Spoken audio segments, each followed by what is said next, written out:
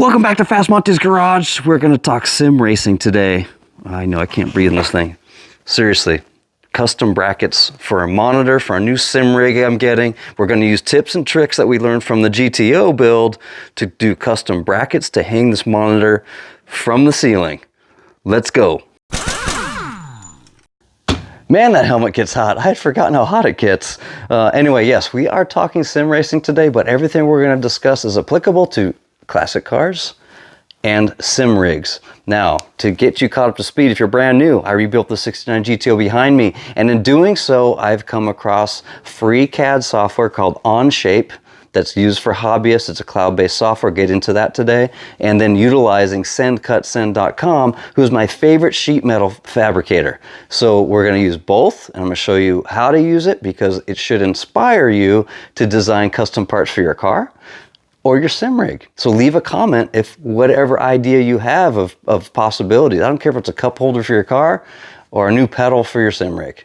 So let's back up a second and give you some background. So we were donated a rig from a friend of ours because he upgraded his to a FiTech rig, which is very expensive. I'm very new to sim racing, but these rigs can range in price from $200 to $200,000. So we have a very basic one. This is what it looks like. It has wheels on it, which is good because I have no place to put this thing, which is, I'm thankful for him to donate this to our family, but I'm also now have to spend money to get it to work. So I can't put it in the house. I'm not going to put it behind me. I'm not going to put it in front of me. It's going to go in my wife's spot right over there. But I just said it. She still has a spot. We still have to make sure she can park here because the saying is true, gentlemen. Happy wife, happy life. So we are going to design a bracket or modify this thing, what I found on Amazon, to tilt down the monitor from the ceiling, but make it the right height for a sim rig. So we have to lengthen this and probably come up with some custom brackets to get this on the ceiling. And I'll show you that in a second. But let's go ahead and subscribe if you haven't. Because there are a lot more projects to come just like this to give you some tips and tricks on how to improve your life. I don't care if it's your car or your sim rig. So let's go ahead and take this apart and see how we can modify it. So this is what the box looks like I got on Amazon. It's a manual version. There are electric versions as well, but they're very expensive. They're like $200 to $300. And we still have to modify it, right? So I went the manual route, and I think that's the most logical for now until we get really serious. But I took the bracket off, and I can tell already this should work because even this hook unscrews, and this is 2 pieces. And I'll take this thing apart. This looks like it has a slot. It has to move. Oh, there's a bolt. Let's take this off. Oh, there we go. Oh, seems simple enough. I think we can model this up in CAD. Just make this longer. Put some slots in the end. And then there's adjustability for that bracket. This should work. This should work. Let's go jump to the ceiling location to see how what brackets we got to do there. Yeah, pretty cool shot of the GTO. I love the stance. Yes, you guys all know that. But here's what I'm thinking. Mounting this in a fashion here where we can fold the TV up underneath the storage rack. But there's a structural beam that's going the length of the house, I think. It's solid wood. We could fabricate or come up with a design to mount to the beam and create a platform for this to mount to. And then, like I said, we need to come up with a longer version of this to get the TV lower. Oh man. Okay, I'm gonna take some dimensions and let's go jump to CAD and model this up. Welcome to Onshape. This is my favorite CAD tool to use because it's cloud-based. You can be anywhere in the world to use this, even on your mobile phone. And for those of us who are hobbyists, which includes like 90% of you, it's actually free to use. So you can design to your heart's content. If those of you that are professional, there is a link below in the description for 6 months for free. Go ahead and check that out. Click that link if you're a professional engineer and looking to expand your horizons for 3D modeling. Now, the other thing that's neat here, if you're new to CAD, go to resources, courses and training, and you'll see a bunch of tutorials in here that are free. Go through here, learn as much as you can about 3D modeling, and I guarantee you're gonna have fun building some cool projects. Those of you that don't know, I design all my shrouds for classic cars using Onshape. They have a fantastic sheet metal tool. This is one of my 3-piece designs for 66, 67 GTOs. Yes, a shameless plug for me. Thank you very much. Moving on. Here we are, boys and girls. I went ahead and modeled the cement floor and the cross beam and storage area. And I love solid modeling because you can add constraints to all your parts so you can move it around as if it was real. Yeah, pretty awesome. So right here, I made an assumption that this is 30 inches from the ground. I have no idea because I don't have the rig in my possession yet. Story on that later, but this is coming along great. Check out this assembly. Now, I don't intend to do pull-ups off of this because the TV is 17 pounds. I estimate this will easily hold 50. I just don't want it falling on the wife's car. But let's jump into this upright. Taking a closer look at our upright assembly, on our business end, so to speak, where the monitor goes, I added multiple holes because, again, I don't know exactly what height to put the monitor at yet until we actually mount the monitor. I also added provisions for that hook in different locations because I don't know if it's going to sag or not when it gets mounted horizontally. And then this end here, the slots. Now, I could not make this into one profile rectangle. I had to do bent sheet metal. This is steel, 125 thou thick, but there's our slot. So when this goes to bend on the bend tool, I don't think this bend in this area is going to work. It's going to tear right in here, which should be fine. Moving to the diagonal brackets, I was playing around with an idea. I want to use dimples, they call it, within SendCutSend. It makes this stronger without adding side bends, so we're going to give that a shot. The sheet metal tool in Onshape is really powerful. I love it. So this is a 3D model of sheet metal, but in order to make it, we need to get a flat file. And there you go. That's the flat version of that upright. So we go ahead and save this as a DXF, and let's jump to SendCutSend. Welcome to SendCutSend.com, my favorite sheet metal fabricator. They're obviously online and all based online. Go ahead and set up an account by saying get started. Since I already have an account, I'll go to mine. Here we go, and as you can tell, I've been busy. I do my shrouds and skid plates all through SendCutSend. And here is that upright. This is the right upright. All you do is click on upload a file. There's the left upright. And once it processes, it jumps to this screen. You're going to pick inch or metric. And now we have a whole bunch of materials we can pick from. I'm going with aluminum, 125 thou thick on the uprights. You can change your view to 2D. I'm going to go to bending. I'm just going to pick 90 up on both. And I like to pick 3D to make sure it got it right. It sure did. Dimple forming. This is the one I was telling you guys about. I want to do the experiment. So it picks all the holes on your model. We're going to pick these 3. So I'm going to go ahead with the smallest here. We'll do 1.25 inches, 1.5 inches, and then 1.75 inches. And you can see in the model the direction it's putting the dimple, and I want it the other way. So we can change our dimensions, or our directions, and there we go. So it's pretty simple. From there, you can actually do powder coating. They have a ton of colors, and yes, this is who powder coats my shrouds and skid plates. You can add it to the cart and ship it. It's been about 5 days, and just got our package from SendCutSend. I'm a little nervous because that main upright is the most critical feature. For one, it's got to be strong enough. I don't want it bending. But number 2, it's got to fit both brackets on each end. So let's do this. See how they turned out.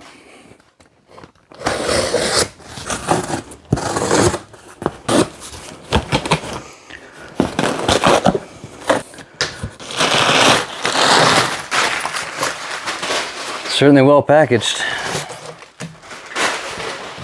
Oh, main upright. Nice and light. Glad I picked aluminum.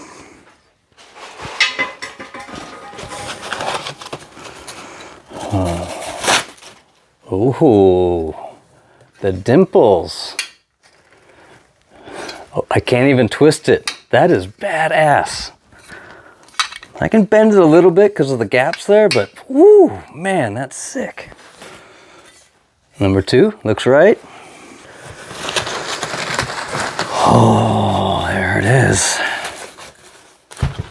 Oh, yes.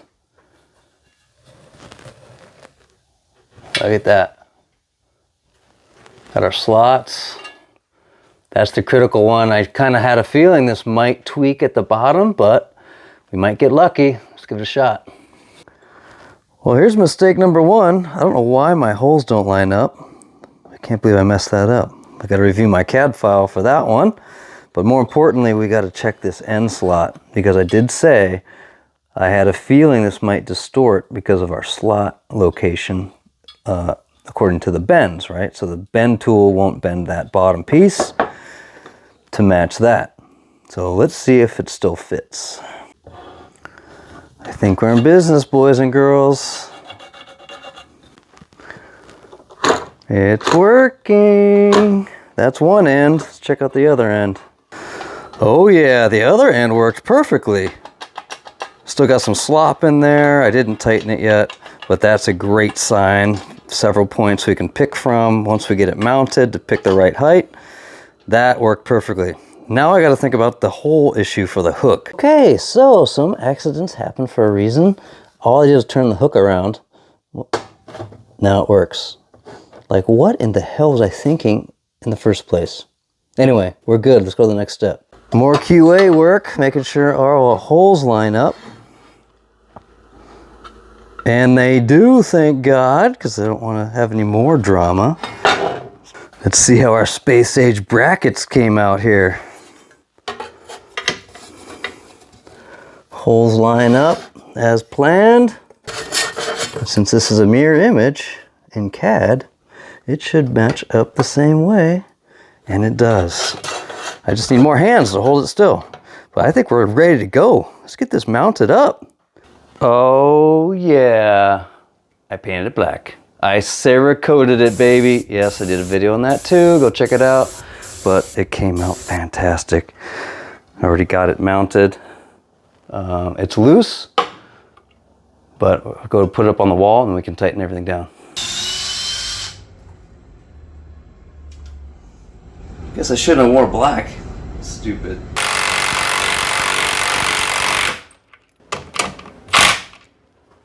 Gotta love impact wrenches.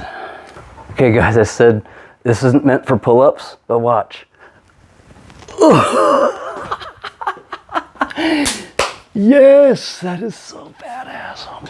Yeah, I can still do pull-ups. I'm over 50 years old, and those of you who don't believe me, there's some footage at the very end of this video, different angle, and I'll prove it to you. Now, give you some more background here. That whole design of the bracketry and the post to hang the TV was all educated guess because it was a surprise for Christmas. Christmas was a few days ago.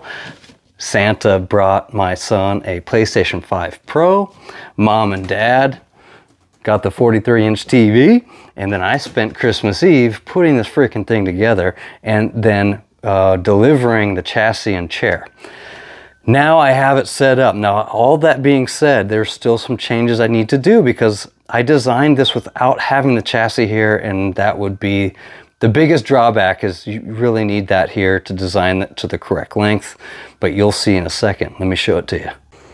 There she is. I know it's tough to see the TV with the glare, but there's the post, the extension cord running down, and I am using a G29 Logitech system with inverted pedals. So that pedal inversion kit comes from Extreme Sim Racing, if you're curious. And this is an Ace lift steering wheel, Formula One steering wheel for the G29, and paddle shifting upgrades. Added magnetics there. So the back side here's, and note the 4x6s. We're going to talk about that in a second.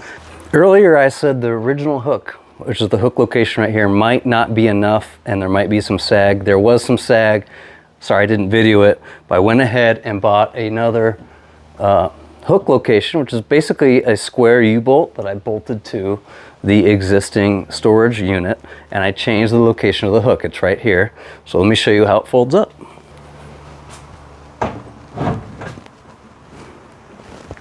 Heyo! So adding that hook here allows me to actually push it up past horizontal, so that this bar is now past horizontal. Gets us more room here to get my wife's car in here. So having said that, let's get my wife's car in here, show you how it looks. Oh yes, plenty of room.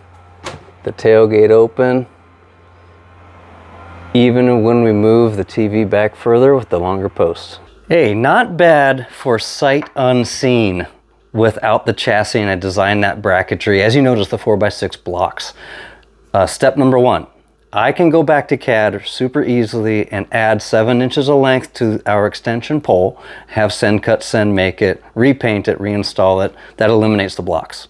So that's number 1. Number 2, I found another issue, and this particular rig is not strong enough for this pedal set, and I'm getting deflection when I hit the brakes. And whenever you have deflection in your chassis, it doesn't matter if it's a car or a racing rig like this, that means you're not getting 100% input into your brake, and your brain is not realizing how much deflection is in the plate and how much you're actually applying to brake pedal, which means you're not consistent, which means your lap times suck.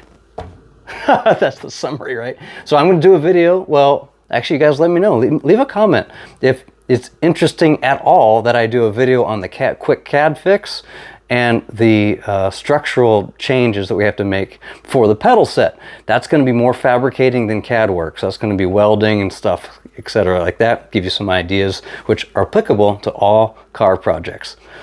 Now, one more thing. I have to thank Jay, Katie, Max, Hazel. They donated the chassis and G29 setup. So thank you so much for helping me spend more money. No, but seriously, I can't wait to race with you, Jay. We're going to have league night now. So yes, it's kind of a Christmas present to me too. And without further ado, check out how I can actually do a pull-up on that bracket with sharp edges, etc. Just in case you didn't believe me. Oh my God. Yeah, I can still do a pull-up. So until next time, building fast, driving faster. See ya.